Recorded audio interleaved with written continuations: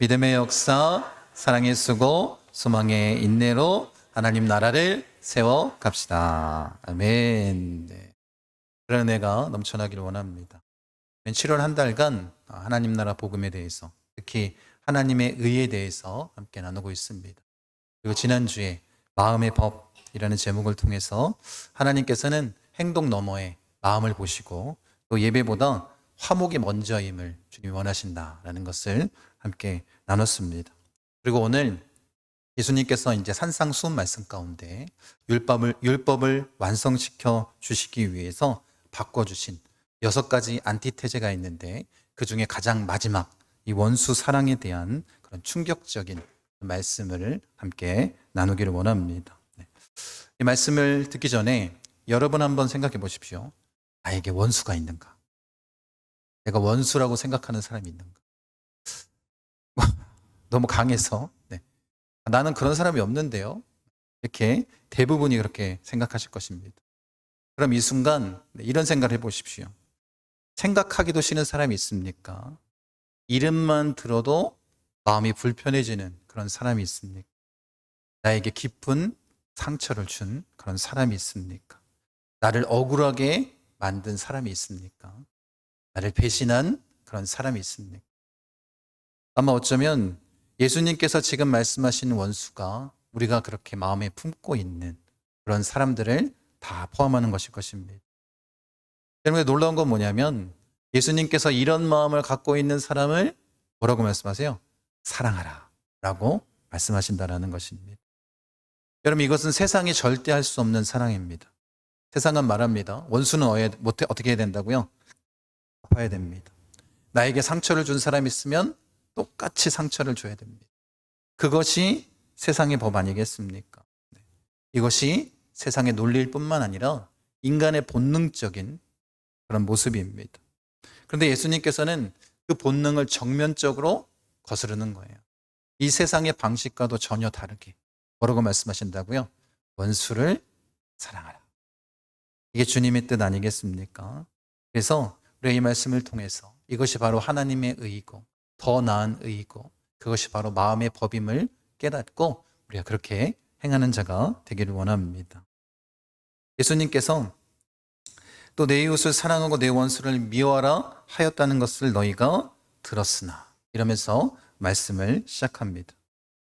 여러분 잘 아시겠지만 당시에 율법적으로 이제 바리새인들이 원했던 것이 있습니다. 그것에 대해서 지금 먼저 언급하고 말씀하십니다.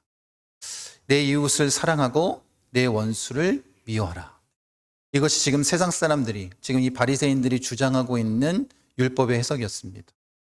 그런데 여러분, 내 이웃을 사랑하라. 이 말씀은 성경에 기록되어 있습니다. 레위기 19장 18절에. 그런데 원수를 미워하라 라는 이 말은 성경 어디에도 기록되어 있지 않습니다. 그럼 이건 무슨 말일까? 바리새인들이 율법을 해석하면서 스스로 덧붙인 말입니다. 하나님께서 주신 말씀이 아니라 인간적인 생각으로 만들어낸, 그러면서 어떻게 해요? 너희들이 이것을 지켜야 된다라고 자기 주장을 하며 가르쳤던 것입니다. 여러분, 그래서 바리새인들은 이웃을 사랑하라 라는 이 말씀 안에 이웃의 범위를 좁혀가고 있습니다. 이웃은 같은 민족이고 같은 종교를 갖고 있고 같은 공동체에 속해야 된다라고 말합니다. 그리고 이 같은 이웃 범주 안에 벗어난 자들을 원수라고 생각하는 거예요. 그렇게 이 원수들, 이 이방인들은 적대하고 뭐 해도 된다고요? 미워해도 된다라고 말하고 있는 것 아니겠습니까? 그러니 사랑의 범위를 내 편은 사랑해도 되고 내 편이 아닌 사람은 미워해도 된다라고 얘기합니다. 그런데 그것은 하나님의 율법이 아니었다라는 것입니다. 이것이 바로 세상의 논리 아니겠습니까? 세상 사람들은 그렇게 합니다. 나에게 잘해주는 사람 사랑하고 나에게 잘못하는 사람은 미워하는 거 아니겠습니까? 나를 좋아하는 사람은 좋아하고 나를 싫어하는 사람은 싫어합니다. 이게 자연스러운 거 아니겠습니까? 헬라어로 이 원수는 적대적인 관계에 있는 사람, 나를 해하려고 하는 사람, 나와 대립하는 사람이라는 그런 의미가 있습니다. 당시 유대인들에게는 이 원수가 굉장히 구체적이었습니다. 잘 알고 있는 것처럼 로마의 점령군이 이들에게 원수였고, 자신들의 재산을 착복하는 세리들이 원수였고, 그리고 여러 가지 종교로 혼합된 사마리아인들이 이들에게 원수였습니다. 자신을 억압하고 착취하는 자들, 그런 자들을 원수라고 규정해 놓고 있습니다. 근데 예수님께서 뭐라고 말씀하시냐면, 너희들이 그렇게 생각하고 있는 그 원수를 사랑하라 라고 말씀하시는 것 아니겠습니까? 여러분, 예수님께서 원하시는 건 다른 것이 아닙니다. 하나님의 의, 하나님의 나라, 그 복음으로 변화된 자들은 반드시 어떻게 해요? 원수를 사랑해야 된다. 그리고 그 의를 아는 자들은, 구원의 능력, 예수 그리스도의 사랑을 경험한 자들은 원수를 사랑할 수 있다라고 말씀하시는 건 아니겠습니까? 왜 원수가 사랑하는 것이 가능하겠습니까? 하나님께서 먼저 그 원수 사랑을 실천해 주셨기 때문입니다. 우리가 아직 죄인 되었을 때, 우리가 하나님과 원수 되었을 때 주님께서 어떻게 해요? 우리를 위해서 먼저 십자가에서 죽으심으로 그 사랑을 확증해 주신 것 아니겠습니까? 그러니 원수의 사랑이 가능한 것은 다른 것이 아닙니다. 하나님께서 먼저 그렇게 사랑해 주셨기 때문입니다. 조건 없는 사랑 아닙니까? 우리가 먼저 변하기를 기다리지 않았습니다. 우리가 아직 원수 상태였지만, 하나님 앞에 죄인이었지만 우리를 찾아와 주신 것 아니겠습니까? 그리고 우리를 용서하신 것 아니겠습니까? 그리고 우리를 사랑하신 거 아니겠습니까? 그러니까 우리도 뭐 할 수 있다고요? 원수를 사랑할 수 있는 거예요. 그게 하나님 나라의 복음 아니겠습니까? 이게 바로 원수 사랑의 근거입니다. 우리가 그렇게 원수를 사랑하며 나아가기를 원합니다. 우리가 어떤 사랑을 받았다고요? 우리가 이미 하나님과 원수 되었을 때 먼저 그 사랑을 경험했기에 우리 역시 그런 사랑을 나누는 자가 되기를 원합니다. 누가복음 10장에 보면 우리가 잘 알고 있는 선한 사마리아인 비유가 있습니다. 이 바리새인의 질문은 뭐냐면, 누가 우리의 이웃입니까? 이것을 질문하고 또 그것에 대해서 예수님께서 답변해 주십니다. 강도 만난 자, 제사장도 지나가고 레위인도 그냥 지나갑니다. 그런데 누가 이 강도 만난 사람을 도와준 거예요? 원수라고 생각하고 있었던 사마리아인이 도와줍니다. 그러면서 원수의 정의를 이렇게 내리시는 거예요. 가서 너도 이와 같이 하라. 우리에게 원수는 누구라니? 우리에게 이웃은 누구라는 거예요? 죄송합니다. 이웃의 정의를 이렇게 말씀하십니다. 가서 너도 이와 같이 하라. 그러니까 내 편에 이웃의 정의를 어떻게 하는 거냐면, 우리의 도움이 필요한 사람들, 하나님의 그 사랑의 손길이 필요한 사람들, 그가 누구이든 그가 원수이든 뭐 하라는 거예요? 가서 섬기라는 거예요. 사랑하라. 그렇게 말씀하시는 거 아니겠습니까? 우리가 반공교육 때문에 이제 뭐 북한에 대한 이미지가 그렇게 썩 좋은 것은 아닙니다. 6.25 전쟁 가운데 이런 예화도 있습니다. 한 국군 병사가 전투 중에 부상을 입고 쓰러졌습니다. 그리고 홀로 버려진 채 누워 있었습니다. 그때 이 국군 병사를 발견한 이 적군, 이 북한군이 그에게 다가왔습니다. 총을 겨누고. 그런데 총의 방아쇠를 당기는 것이 아니라 그의 상처를 싸매주고 먹을 것을 주고 안전한 곳으로 이동시킨 후에 사라졌습니다. 나중에 수십 년이 지난 이후에 이 국군 병사가 이렇게 고백하는 거예요. 그 순간 나는 그 사람이 적군인지 아군인지 분별할 수 없었습니다. 그 사람은 그냥 나를 살려준 사람이었습니다. 그 사람을 통해서 원수 사랑이 무엇인지를 깨닫게 되었습니다. 여러분, 원수 사랑은 이념을 초월하는 거예요. 원수 사랑은 국경을 초월합니다. 원수의 사랑은 세상의 논리를 초월하는 거예요. 예수님은 그렇게 원수를 사랑하라 라고 말씀하신 건 아니겠습니까? 근데 여러분, 잘 깊이 생각할 게 있습니다. 세상은 이런 사랑의 모습이 나타날 때 뭐라고 얘기하냐면 기적이라고 얘기합니다. 그런데 하나님의 나라, 하나님 나라의 복음으로 살아가는 자들에게 이런 일들은 일상이 되어야 되는 거예요. 기적이 아니라 일상이 되어야 되는 것입니다. 여러분, 그렇게 우리가 원수를 사랑할 수 있는 자가 되기를 원합니다. 혹시 여러분들은 그 원수 사랑의 범위를 정해놓고 있는 것은 아닙니까? 여러분이 정말 사랑하는 사람, 내 편인 사람, 내가 좋아하는 사람, 나와 가까운 사람, 그렇게 정해놓고 사랑하고 있는 것은 아닙니까? 예수님은 그 범위를, 사랑의 범위를 어디까지 확장을 하는 거예요? 원수까지 확장하라 라고 말씀하고 있습니다. 그러면 세상의 사랑은 조건이 있습니다. 그런데 하나님의 사랑은 조건이 없습니다. 세상은 원수를 미워하라고 하지만 하나님은 원수를 사랑하라고 말씀하십니다. 여러분, 그러니 우리가 원수를 사랑할 수 있는 근거, 능력은 뭐냐면 우리 안에 없다라는 거예요. 주님께서 그렇게 먼저 보여주신 건 아니겠습니까? 우리는 그 사랑의 본을 따라 나아가는 자가 되길 원합니다. 먼저 사랑하신 그 하나님의 사랑을 담기를 원합니다. 그리고 여러분들도 그 사랑의 범위를 확장했으면 좋겠습니다. 누구까지, 원수까지 사랑하는 자가 되길 원합니다. 여러분, 혹시 지금 내 마음을 불편하게 하고 내가 미워하는 사람, 또 나를 배신했던, 나에게 상처를 줬던 그런 사람들이 있습니까? 그리고 지금 혹시 그런 사람들이 마음에 떠오른다면 이렇게 기도하십시오. 하나님, 저는 이 사람을 사랑할 힘이 없습니다. 성령님, 지금 이 시간 나와 함께하여 주셔서 그 하나님의 사랑으로 이 사람들을 사랑할 수 있게 하옵소서 라고 기도하는 자가 되기를 원합니다. 그래서 예수님께서는 이제 이 원수를 사랑할 수 있는 구체적인 방법을 이렇게 말씀하시는 거예요. 너희를 박해하는 자를 위하여 기도하라. 원수를 사랑할 수 있는 구체적인 방법이 뭐라는 거예요? 기도하는 것입니다.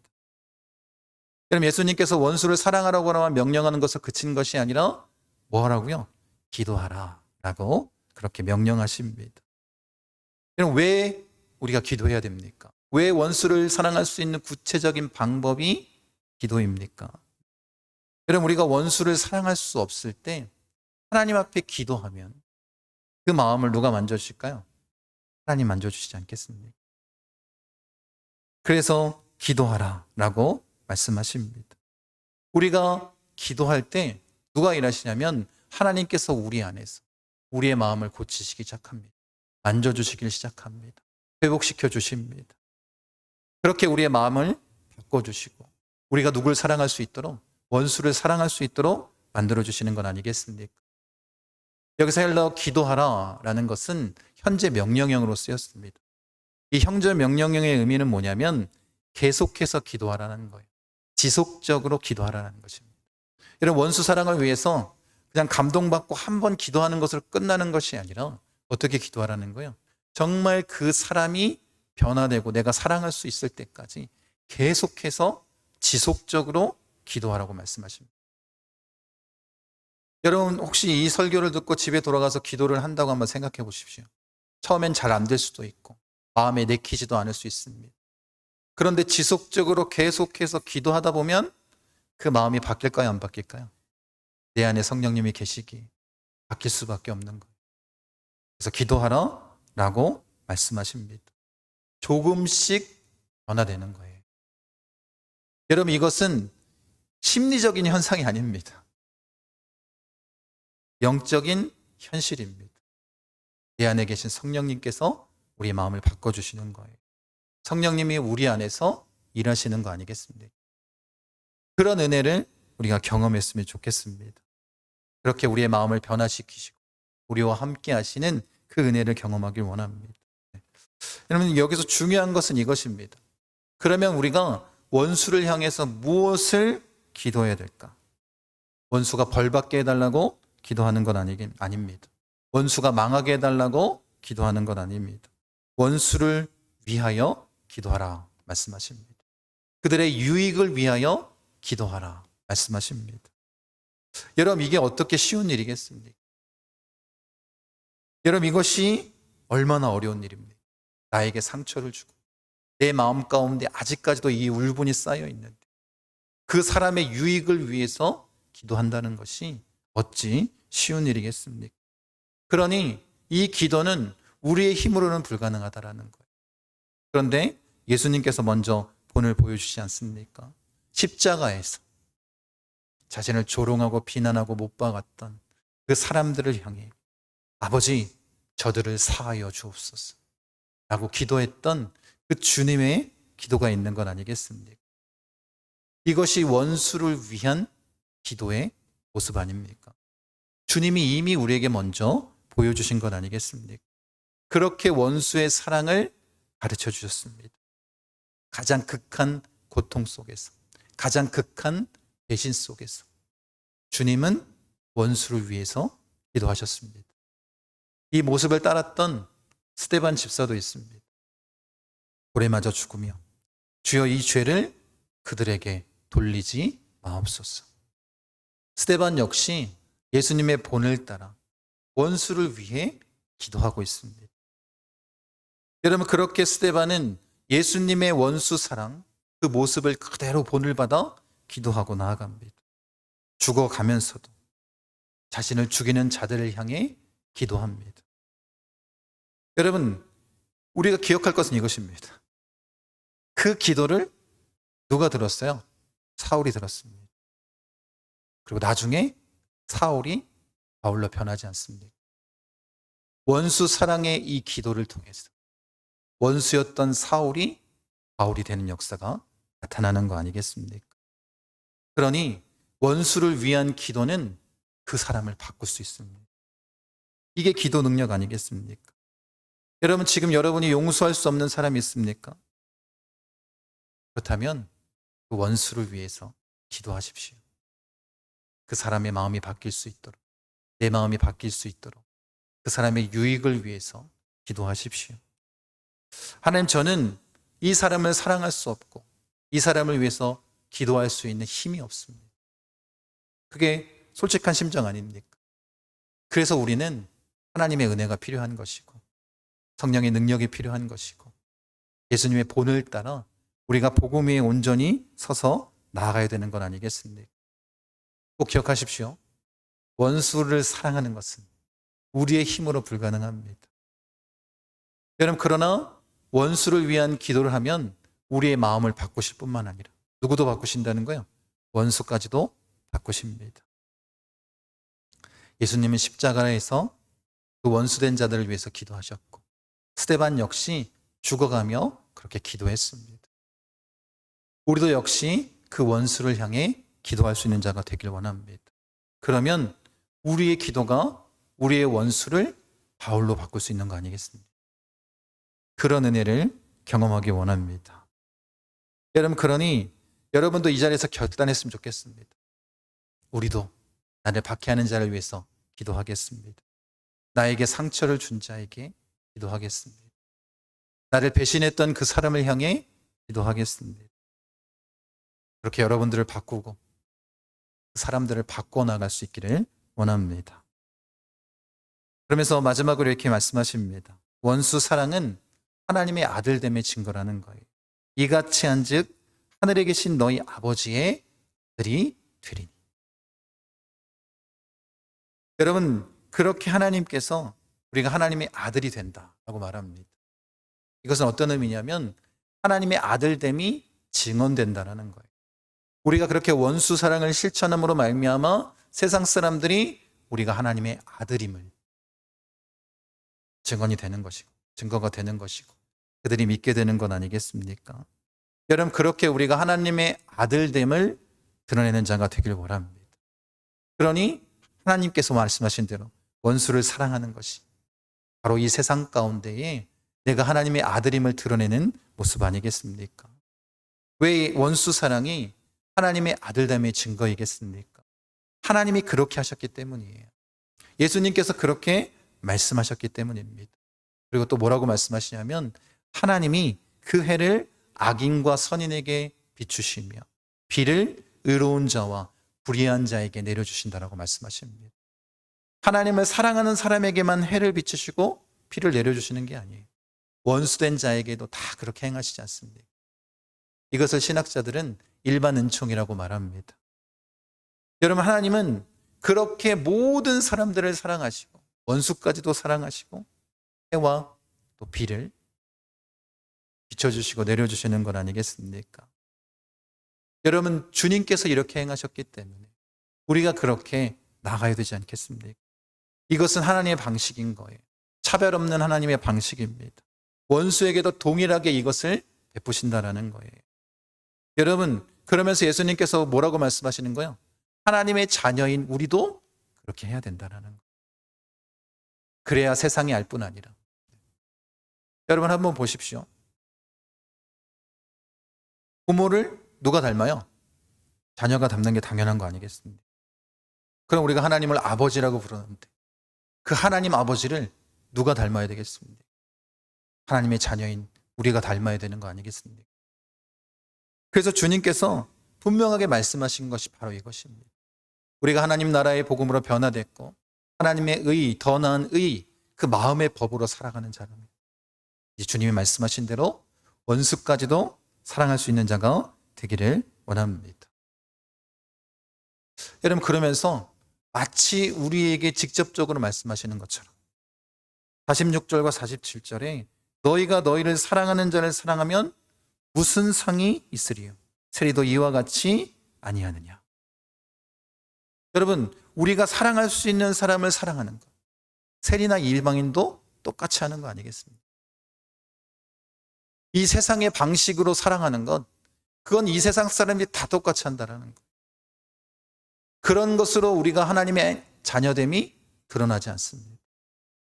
그런 것으로 하나님의 사랑을 나타낼 수 없는 거 아니겠습니까?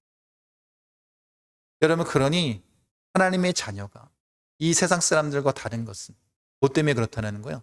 원수까지도 사랑할 수 있기 때문에 그런 거 아니겠습니까? 여러분, 이것이 하나님의 아들됨의 증거임을 믿으시기 바랍니다. 사도 요한은 이 하나님의 사랑과 이 원수 사랑의 관계를 이렇게 말합니다. 같이 한번 읽어보도록 하겠습니다. 우리가 사랑함은 그가 먼저 우리를 사랑하셨습니다. 누구든지 하나님을 사랑하노라 하고 그 형제를 미워하면 이는 거짓말하는 자니 보는 바 그 형제를 사랑하지 아니하는 자는 보지 못하는 바 하나님을 사랑할 수 없느니라. 아멘. 우리가 이렇게 사랑할 수 있는 이유는 하나님께서 우리를 먼저 사랑하셨기 때문입니다. 그 사랑을 경험했기 때문입니다. 원수 사랑의 근원은 뭐냐면 하나님의 선행적인 사랑을 근거하고 있는 거예요. 여러분, 그렇게 우리가 사랑할 수 있기를 원합니다. 그런데 뭐라고 말씀하세요? 하나님을 사랑한다 하면서 형제를 미워하면 거짓말하는 자라고 얘기합니다. 여러분, 우리는 어떻습니까? 정말 하나님을 사랑하고 또 형제를 사랑하고 있습니까? 더 나아가서 원수까지도 사랑하는 마음이 우리 안에 있습니까? 말로만 하나님을 사랑한다, 하나님을 믿는다, 하나님 말씀에 순종하겠습니다. 이것이 아니라 진짜 거짓 없이 주의 말씀을 행하는 자 되기를 원합니다. 여러분, 그러니 간단한 거예요. 원수 사랑은 뭐의 연장일까요? 하나님을 사랑하는 것의 연장입니다. 우리 하나님 말씀을 실천하는 것의 연장 아니겠습니까? 여러분, 그렇게 사랑하는 자가 되기를 원합니다. 그래서 바울은 이것을 더욱더 직접적으로 이렇게 얘기하고 있습니다. 말씀 보세요. 같이 한번 읽겠습니다. 그러므로 사랑을 받은 자녀같이 너희는 하나님을 본받는 자가 되고 그리스도께서 너희를 사랑하신 것 같이 너희도 사랑 가운데서 행하라. 그는 우리를 위하여 자신을 버리사 향기로운 제물과 희생 제물로 하나님께 드리셨느니라. 어떤 사람이 되려? 하나님을 본받는 자가 되라는. 우리가 정말로 어떤 삶을 살아야 됩니까? 단 한 가지 아니겠습니까? 하나님을 본받는, 예수 그리스도를 본받는, 그 말씀에 순종하는 그런 삶을 살아가기를 원합니다. 하나님의 자녀라면 당연히 하나님을 본받아야 되는 거 아니겠습니까? 당연히 하나님을 닮아야 되는 거 아니겠습니까? 우리가 그렇게 나아가는 자가 되길 원합니다. 왜 이렇게 사랑할 수 있다고요? 예수님께서 그 원수된 자를 위해서 목숨까지도 버리시며 사랑하셨기 때문 아니겠습니까? 그 원수 사랑의 완성된 모습을 보여주셨기 때문에 우리도 그렇게 본을 받아 나아가는 자가 되길 원합니다. 필립 얀시가 쓴 놀라운 하나님의 은혜에 이 미국 남북 전쟁이 끝난 그 이후의 상황에 대한 기록을 이렇게 하고 있습니다. 링컨 대통령이 이 남부 연합군에 대한 처우에 대해서 이제 회의를 주재했습니다. 한 강요가 아주 강력하게 얘기합니다. 저들은 우리의 원수입니다. 원수는 반드시 섬멸해야 됩니다. 세상적으로는 틀린 말은 아닙니다. 그때 링컨 대통령이 조용히 이렇게 말했다고 합니다. 내가 원수를 친구로 만들 때 나는 원수를 섬멸하는 것입니다. 내가 원수를 친구로 삼으면 그 원수가 사라집니다. 여러분, 이 이야기를 통해서 우리가 깨닫는 거 그거 아니겠습니까? 우리는 어때요? 사랑받을 수 없는 자격조차 없던 자였습니다. 그런데 어떻게 하셨다라는 거예요? 주님의 마음으로 먼저 사랑해 주신 거 아니에요? 그 은혜를 깨닫길 원합니다. 그리고 이 책에 한 흑인 목사님의 이야기도 기록되어 있습니다. 인종차별이 극심했던 시절에 흑인들만 모여서 예배를 드리는 교회였습니다. 백인 우월자들이 교회에 불을 질러버렸습니다. 나중에 이 교회 성도들이 당연히 흑인이겠죠. 이 사실을 알고 그 백인들을 공격하자라는 이야기를 막 하기 시작했습니다. 도저히 용서할 수 없습니다. 원수를 갚아야 합니다. 그때 이 흑인 목사님이 이렇게 얘기했다는 거예요. 말씀에 기록된 대로 우리가 원수를 위해서 기도합시다. 불을 냈던 그 백인들을 위해서 기도합시다. 성도들이 말을 들었을까요? 안 들었을까요? 말을 듣지 않습니다. 처음엔 기도하기 힘들다고 그렇게 아우성을 쳤습니다. 목사님이 먼저 그 원수를 위해서 기도하기 시작했습니다. 그렇게 원수를 위해 6개월간 지속적으로 기도했습니다. 어떤 일이 벌어졌냐면 한 백인이 찾아옵니다. 내가 그 불을 냈던 사람입니다. 이 교회가 우리를 위해서 기도한다는 소리를 들었습니다. 그리고 6개월 동안 기도했다는 이 모습 때문에 내가 지금 여러분들을 찾아왔습니다. 여러분, 이것이 원수 사랑의 능력 아니겠습니까? 우리의 기도가 그 한 사람을 바울로 바꾸는 거 아니겠습니까? 여러분의 그런 기대함이 있습니까? 여러분의 그 하나님의 능력이 있습니까? 우리가 그렇게 기도하는 자가 되길 원합니다. 여러분, 그 하나님의 그 사랑, 이 원수의 사랑을 보여주는 것, 완벽한 사람이 하는 게 아닙니다. 뭔가 다 준비되어 있고 그런 능력이 있는 사람이 하는 게 아닙니다. 그 능력은 누가 부어주시는 거예요? 하나님이 부어주시는 거예요. 우리는 말씀에 순종하여 기도하면 되는 것입니다. 원수를 위해 기도하면 되는 것입니다. 우리가 그런 삶의 모습을 나타내기를 원합니다. 그러니 그런 원수 사랑의 모습을 볼 때 세상이 뭐라고 얘기한다고요? 여기가 진짜 하나님의 나라다. 여기가 진짜 교회다. 내가 여러분을 통해서 하나님을 만났습니다. 라고 말할 수 있는 거 아니겠습니까? 여러분, 우리도 그렇게 사랑하며 나아가기를 원합니다. 여러분, 그런 여러분도 원수 사랑하며 구체적으로 그 사람을 위해서 선을 베풀고 기도하길 원합니다. 여러분, 우리가 이런 설교를 들었다고 갑자기 마음이 바뀌기는 쉽지 않습니다. 그럼 여러분, 지금 할 일은 단 한 가지입니다. 뭐 하면 될까요? 기도부터 시작하십시오. 기도부터 시작하십시오. 그러면 하나님께서 여러분의 마음을 바꿔주시고 그 사람의 마음을 바꿔주십니다. 이게 뭐냐면 오늘 내가 하나님 나라 복음으로 살아가는 거예요. 오늘 내가 하나님의 자녀답게 살아가는 모습입니다. 여러분, 이런 것들을 실천할 수 있는 자가 되길 원합니다. 여러분, 원수의 사랑은 세상의 논리를 뒤집어 엎습니다.